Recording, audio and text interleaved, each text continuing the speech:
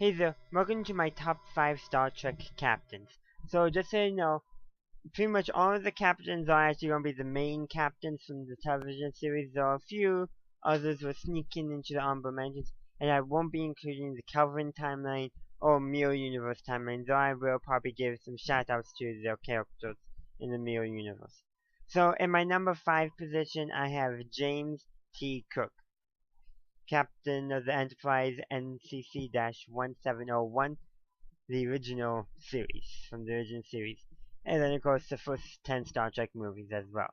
So the reason why I put him at pretty much at the bottom of the list is because at times he can be, especially in the TV series, kind of cocky, if that makes sense, and doesn't always feel well. He doesn't feel as natural of a captain, as diplomatic of a captain, or as just open of a captain as the other captains are. So in my number correction, in my number 4 pick, I have Captain Jean-Luc Picard of the Enterprise, NCC-170D, and the Enterprise D from the Next Generation, and then the the last 4 Star Trek movies of the original timeline. So unlike Cook, find him more relatable, easier, almost like I'd rather have him as my superior officer than Cook, if that makes sense. And also, just, what's the word I'm looking for? His character, really. How else can I put it?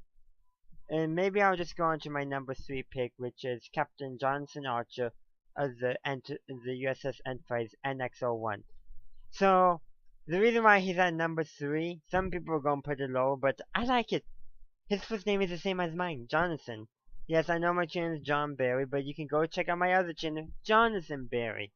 I just separate my channels like that. But anyhow, the reason why I chose him at number 3, besides the fact that we share the same first name, just again, relatable, more, his persona is more relatable to current society than the other captains. And plus, he has a kind of an interesting Mirror Universe character. Interesting, definitely, and I did like how they dealt with that in that in that episode. I forget the name of it, but anyhow, also, so I don't know what else to say too much about him. I have it. So actually, I'm just going to go into my number 2 pick, Captain Janeway of the USS Voyager, and I don't know the registry number for Voyager. But anyhow, so she's a unique captain, the only female captain on this list.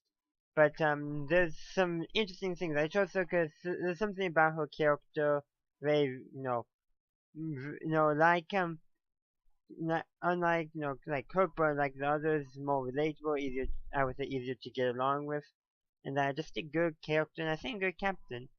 And also, I just want to say that of the Star Trek captain, she's the one who's died the most, which sounds weird because she's alive in Star Trek Nemesis. One of my pictures actually of her there when she became an admiral after apparently she got back from the Delta Quadrant. But beyond that, there's other things but I'm not going to get into. And before I go to my number 1 pick, I'm going to give you a few honorable mentions. So I could list the whole length of them, because there's a lot of captains we hear about, but not much.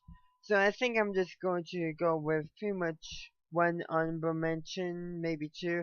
But you got Sulu, who became a captain later on, and got the command of the USS Excelsior, if I'm pronouncing that correctly, in the Star Trek movies. Who else?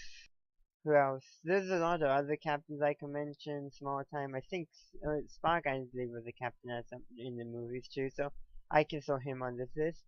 But let's go to my number 1 pick, and my number 1 pick is Captain Sisko. And actually, at the beginning of Deep Space Nine, he was only a commander. It was only later on that he was promoted to captain, which is a pretty smart move, because you had at the time DS9 was out, you had, Captain Kirk, Captain Picard, Captain Janeway, Commander Sisko. And like, really? And so promoting it so you can talk about the captains, you can say the captains and the commander. This works out better. And really, he's in command of an entire space station. Kind of deserves a higher rank. than just Commando. But anyhow, also just saw his character. I think he's maybe the most, the one you can probably relate to most you will feel the one you will feel the most comfortable being around. He, and like, his real quirks, like in baseball, like he's like the first captain, not commander, captain. Well, he was the commander. He was more like a captain, but first captain you get to see really do any sports. You have mentioned a little bit of Captain Archer and water polo, but I think that's more of in thing he watches. I don't know if he did. I think he might have run, but I don't remember. I will have to rewatch Voyager, which I am doing right now. But anyhow, there's a couple other things going on too. But it's nice to see a captain who likes the sport, and you actually get to see him play it, which is quite interesting, and it gives kind of a break in a way from the traditional episodes. Kind of like, we got all this, we got the Dominion War going on, but we're going to give you an episode where they just play baseball. I'm like, and it works perfectly too, in my opinion. That episode does, but I am getting close to my limit on how long I want this video, so I should be ending it off. So I am going to leave you with that, and also, just so you know, the picture you're probably seeing right now does show a Kelvin Timeline Captain, or the Kelvin Timeline Cook. Yeah, he's just there because why not? Thanks for watching. If you enjoyed this video, please leave a like and comment down below. Check me out on social media, consider supporting me on Patreon, and feel free to visit my website and any of my other YouTube channels. Links are in the description down below. Subscribe to my channel for future Star Trek content. Have a good day or good night wherever you are. Live long and prosper.